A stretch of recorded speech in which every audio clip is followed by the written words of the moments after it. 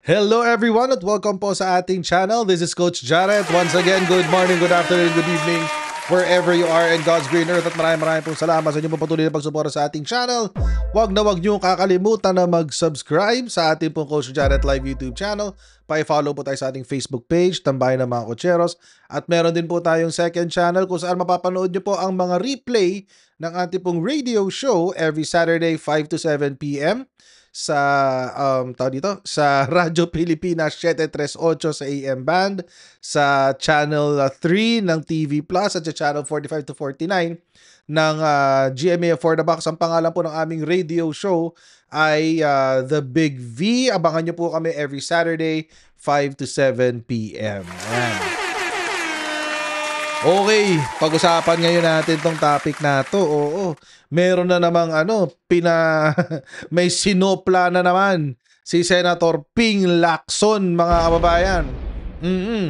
Durog na tong kasi naman, alam nyo mga kababayan, meron ho kasing sabi nga sa Biblia, gamitin natin yung Bible kasi ito kasi yung topic natin, mahilig mag-quote, Bible thumper to, pero walang Anyway, sabi nga sa Biblia mga kababayan, there is a time for everything. Oo. At may panahon sa lahat ng mga bagay. Yan. Nakasulat yan dyan eh. Kaso, itong si Alan Peter Cayetano, Boy 10K, mukhang hindi niya kasi alam ang mga sapat na panahon, sapat na oras para sa mga ganyang bagay. Mga kababayan, ako po hindi ko po hinuhusgahan ang pagiging relihiyoso ng isang senador. Hindi ko rin hinuhusgahan ang kanyang paniniwala. At to some degree, wala rin naman akong karapatan husgahan ang kanyang pagkatao. Oo, pero mga kababayan, ito yung akin. Ito yung akin, mga kababayan. Ang akin kasi, kung ikaw, pinapakita mo sa sambayan ng Pilipino na ikaw ay isang tapat na Kristiyano, tapat sa iyong paniniwala, tuwid ang iyong filosofiya, at ito ay ang iyong filosofiya ay sa sobrang tuwid, umaabot sa langit, umaabot sa trono ng ating Panginoon, dapat nakikita yan sa pamumuhay. Di ba? Nakikita yan sa pamumuhay mo dapat. Sabi nga rin sa Biblia, a tree is known by its fruit. Yan yung sinasabi rin dyan. Kaya ko rin naman mag-quote. Oo. Magka-quote lang, guys. Oo. Ako, hindi naman din sa maayos ako. Kaya nga sabi ko, hindi ako nanghuhusga Wala naman akong karapatan na manghusga. Personally, wala akong karapatan manghusga. Pero, hindi nyo rin ako nakikita na parang ibinabato ko ang salita ng Diyos left and right as if pastor ako. Hindi ko kasi ako pastor. At malayo ko kayong pamumuhay sa isang pastor. Okay. Ngayon, mga babayan, eto ngayon ang nangyayari. Si Alan Peter Cayetano ho kasi, gusto niya makita nating lahat na parang napakaayos niya.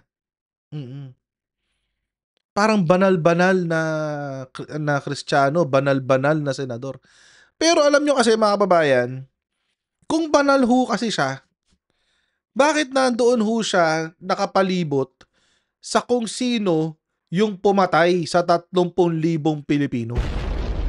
Bakit nandoon ho siya nakatayo, kakampi ng taong nagnakaw, plundered the Philippine coffers of 612 million pesos. Hindi ba? Nakapagtataka. oh. Di ba? Nakapagtaka kasi. Nakakapagtaka. na ipinapakita mo, you're portraying yourself as a godly senator. Pero, yung tinatayuan mo, pedestal ng demonyo.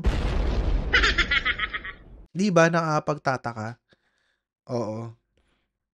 Anong tawag sa ganun, mga kababayan? May tawag si Kristo dun eh. Ipokrito. Ipokrito yun eh. Sa Biblia, oo, yun ang tawag ni Kristo dun eh. Pinagmumura ni Kristo yung mga ganon, guys, mga ipokrito. Bakit? Ano ho ba kasi ang sinabi ni Alan Peter Cayetano? Eto ho, tingnan natin. Ba't nawawala yung ano?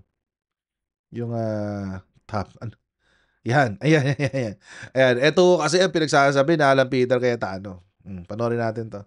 Ni Senate President Pro Tempore Ping Lacson ang kontrobersyal na pahayag ni Senate Minority Leader Alan Peter Cayetano na lahat ay guilty sa pagnanakaw at pagsisinungaling. Pero paglilinaw ni Cayetano na iba na raw ang konteksto ng kanyang mga sinabi.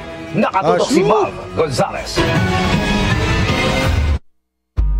As a people, no, hindi ako nag-finger point na, as a people, we're all guilty from vote buying, to cheating, to stealing, to lying, di ba? Yan ang ibinahagi ni Senate Minority Leader Alan Peter Cayetano. Di ba? Oo. Ano sabi niya? Ano sabi niya? Balikan natin. Saan na yun? Asan niya? As a people na yun. Ayan, no? Oo. Ayan. Hindi ako nag-finger point, sabi. As a people, we are all guilty mula vote buying, cheating, stealing, hanggang lying. Pero, ano na lang daw yung dapat nating gawin? Importante, repentance. Oo. Wala po talagang pagbabago pag walang repentance. And pag mag-repent ka, pwede kang mag-repent para sa buong grupo, ha? For the whole nation. Ha? Kailan pa nangyari yan? Anong teolohiya pag tututuro mo dyan, Alan Peter Cayetano? Eto guys ha, hindi po ako pastor. Pero maikwento ko lang, ang aking po kasi bachelor's degree ay theology. Teolohiya po ang aking bachelor's degree. Repentance po is personal. Pang sarili mo lang yan. Kaya ka humihingi ng tawad, ay para sa sarili mo. Hindi para sa iba. Repentance ay ang pamamaraan para ayusin ang iyong disposisyon sa Panginoon. Yun yun ang repentance eh. At hindi lang ho yan yung pagsosorry. Hindi lang ho yan pagsosorry. Ang repentance po, mga kababayan, yung humingi ka ng tawad, tapos magbabagong buhay ka. Ititigil mo yung kasamaan na iyong ginagawa. Yun ang repentance. Oo. Doon pa lang, palyado na agad. Kung merong kung meron hong pastor na makakapanood nitong video na to, sana ho. Oo, wag ho natin ituro yung tinuturo ni Alan Peter Cayetano. Oo. Hindi ka pwedeng mag-repent para sa buong grupo. Para sa iyo lang 'yan. At hindi ka pwedeng mag-repent para sa buong bayan. Hindi ho. Repentance is personal. Usapan nyo ho yan sa gitna ng sarili mo at sa Panginoon. Oo, ganun ho. Kaya nga ho palyado yung sinabi ni Alan Peter Cayetano eh. Oo. Parang sinasabi niya, wala namang problema. Walang problema. Lahat naman tayo guilty ng vote buying. Lahat naman tayo bumili ng boto. Lahat naman tayo tumanggap. Oo. Lahat naman tayo tumanggap ng pagbibili ng boto eh. Lahat naman tayo ay nandaraya. Lahat naman tayo ay nagnanakaw. Lahat naman tayo ay nagsisinungaling. Ay, oo. Wag nyo pong Alam ho natin lahat yan masama, oo. Pero iba ho kasi kapag kaming hampas lupa ang nagsinungaling, nagnakaw at nandaya. Iba ho yan, ang pandaraya namin, iba ang pagnanakaw namin, iba ang pagsisinungaling namin. Sa pagsisinungaling, pagnanakaw at pandaraya ng mga politiko. Kapag ho kami nagsinungaling, ang nasasaktan, pamilya namin. Kami-kami lang. Mga kaibigan namin. Kami-kami lang. Kapag ho kami nagnakaw, ang nasasaktan, yung ninakawan lang namin na tao. 1, 2, 3, 4, 5. Masama pa rin yun. Masama pa rin yun. Pero, maliit ang scale. Maliit ang impact. Kapag kami po nagsinungaling, ang nasasaktan sa aming kasinungalingan ay kung sino lamang yung pinagsinungalingan namin. 1 tao, 2 tao, kapamilya, kaibigan, asawa. Ilang yung nasasaktan namin. Maliit ang impact. Maliit ang scale ng impact. Oo. Hindi ho kami nakakasira ng bansa kapag kami ay nagnakaw. Hindi ho kami nakakapatay ng ibang tao kapag kami ay nagsinungaling. Bakit? Alam nyo kasi mga kababayan, bibigyan ko kayo ng halimbawa. Si Pulong Duterte, nagnakaw ng 51 billion sa Davao City. No joke. Si Pulong Duterte nagnakaw ng 51 billion sa Davao City. Ano nangyari? Ang epekto ng pagnanakaw niya, rumaragas ang baha sa Davao City. Properties damaged. Lives, mga buhay na, kasi may mga namatay. 4 yung namatay, guys. Lives lost. Businesses not operating. Yun ang bunga ng pagnanakaw niyong mga politiko. Kapag ho kayo mga politiko, nag-vote buying, nag-cheating at nag-lying, ang ending po niyan, stealing. Kapag kayo po bumili ng boto, ang ending nun, magnanakaw kayo sa kaban ng bayan. Pag ho kayo mga politiko, nandaya, ang ending nun, kaya kayo nandadaya para makapagnakaw kayo sa kaban ng bayan. Kayo mga politiko, Alan Peter Cayetano, kapag kayo nagsinungaling, ang goal nyo, makapasok sa posisyon at makapagnakaw sa kaban ng bayan.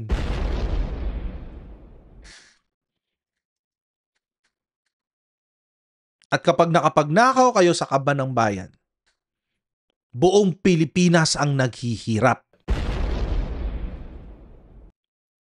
Tapos kayo at ang pamilya nyo, nagpapakasasa kayo sa pinagpawisan namin, pinaghirapan naming mga hampas lupa.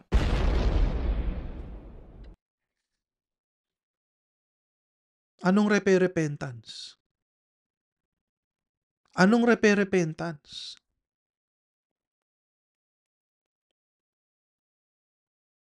Totoo ang repentance, mga kababayan. Naniniwala ako sa repentance.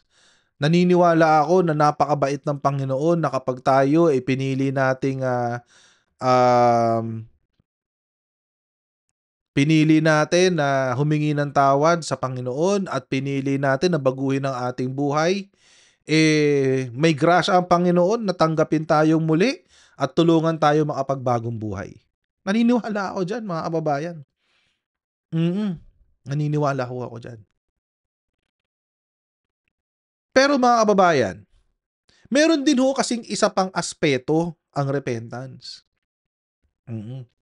Ano ang tawag doon? Justice. Hustisya ng Panginoon. Oo. Yung hustisya ng Panginoon, mga kababayan, ito yung anggulo ng Kristyanismo na hindi masyadong pinag-uusapan.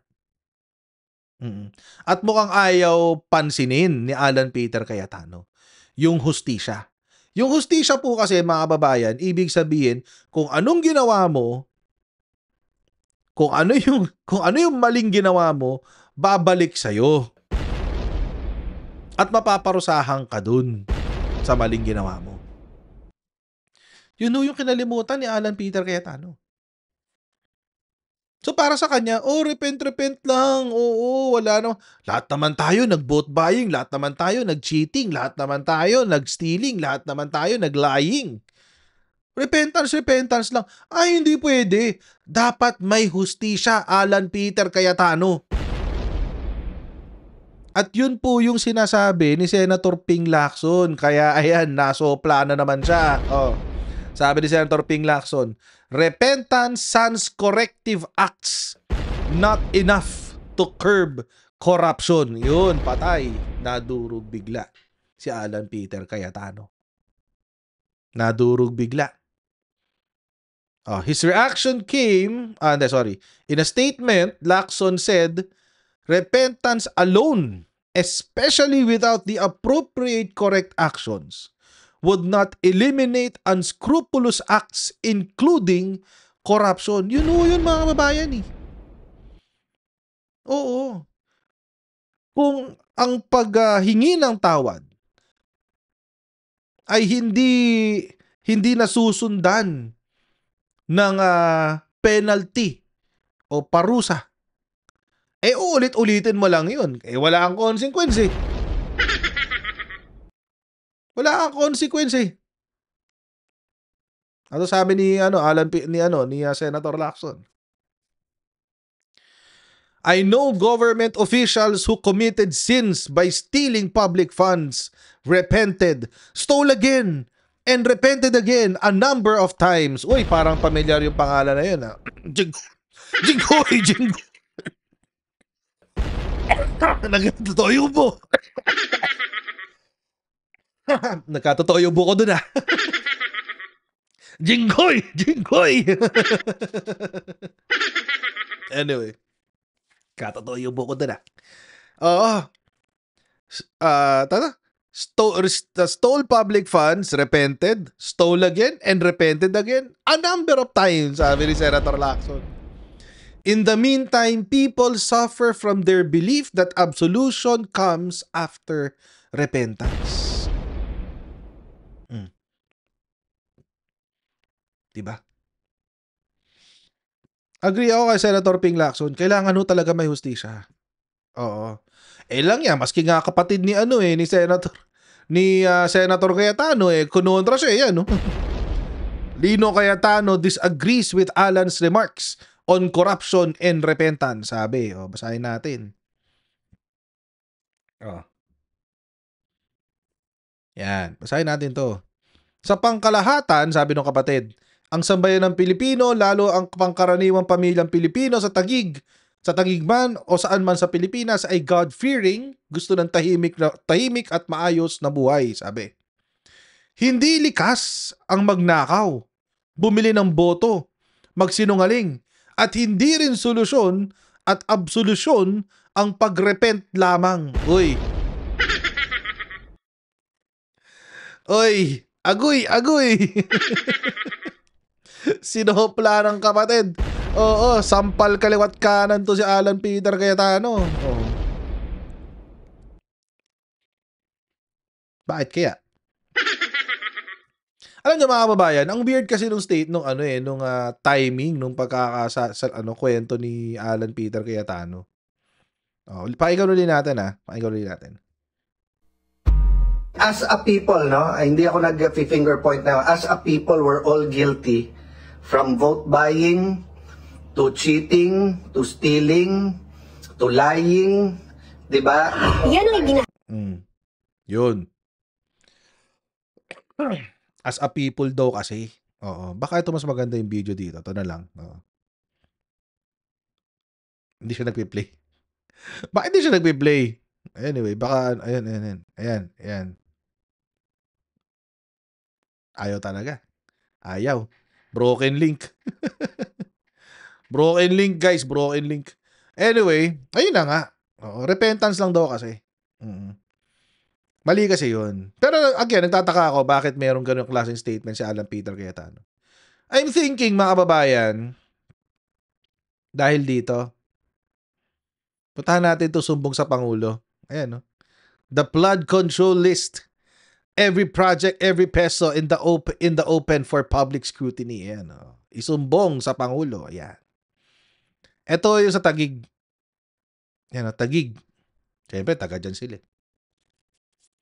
Mayor asawa niya dyan eh. Tingnan niyo mga kababayan ha. Sa Taguig. Kakapaita ako sa inyo. Uy! Nakikita nyo ba yan? Nakikita nyo ba yan, guys? Nakikita nyo ba yan? Taguig. Oh. Ayan, no? Ayan, no? Oh, pak. Oh, ayan, no? Oh, pak. Ah, Taguig to, ha? Taguig.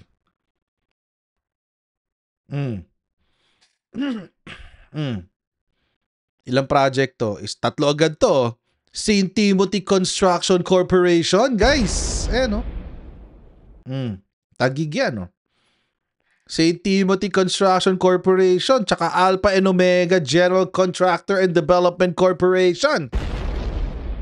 Baka pwede pa to i-filter. Wait, filter nga natin pa. Taguig. Ay, walang ibang filter. Ano lang. Oo.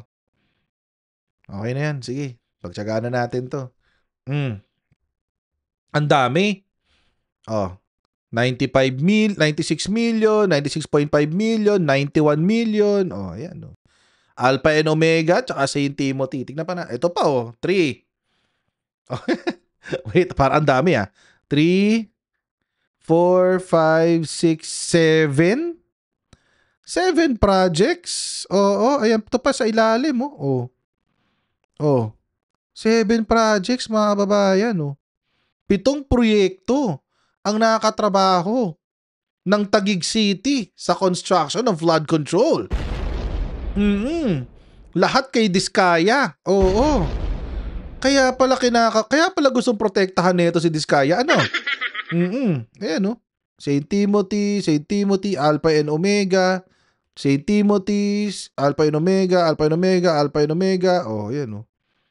ang liliit, mga 94 million, 96 million, 94 million, 89 million. Meron pa ba? Eto pa! 7, 8, 9. Diyos ko. Construction of slope protection. Yan, 91 million, 2022. 2022 pa yan. Yun na. Top notch. Nasa listahan din ba yung top notch? Wait, tingnan natin. Top notch builders.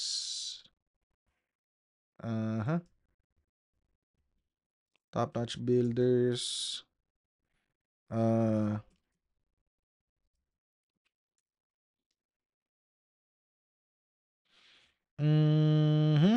Tingnan natin, wait. Tingnan ko lang kung nandiyan sa listahan.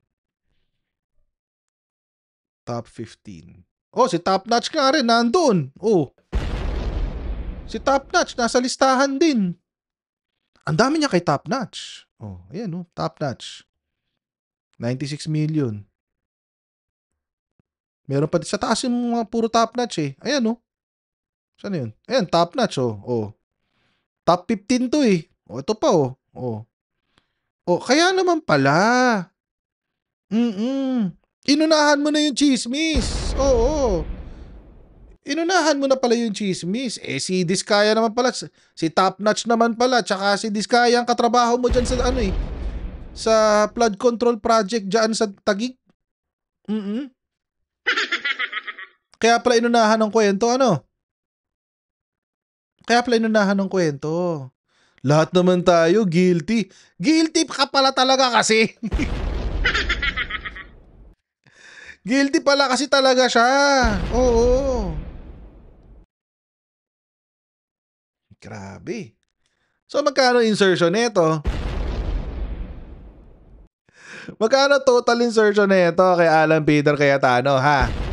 Ba't hindi na pag-uusapan tong kay Alan Peter Cayetano? Isa ka rin pala bukong ka Sama ka pala dito sa mga corrupt na sa ano eh, sa flood control projects. Lang to. Kaya pala ganun-ganun. Top Notch Catalyst Builders. O, yan, o. Kasama sa listahan to, si Top Notch. O, Top Notch. Top Notch. Tatlo agad yun. Tapos, St. Matthew, hindi ko alam kung sa ano din to. Kay Diskaya, hindi ko alam kung kay Diskaya itong St. Matthew eh. O, Top Notch ulit, o. Top Notch. Top Notch. O, favorite nyo ano? Ito na, St. Timothy, Alpha Omega, etc. etc. O, ano pa naman yan? Mukhang mukhang inunahan nga ni Alan Peter Cayetano yung chismis Para kapag pag pumutok yung balita na, uy, katrabaho ko si Top Notch, nakatrabaho ko mga Diskaya. At least ready ako. Nasabi ko na, lahat naman tayo guilty.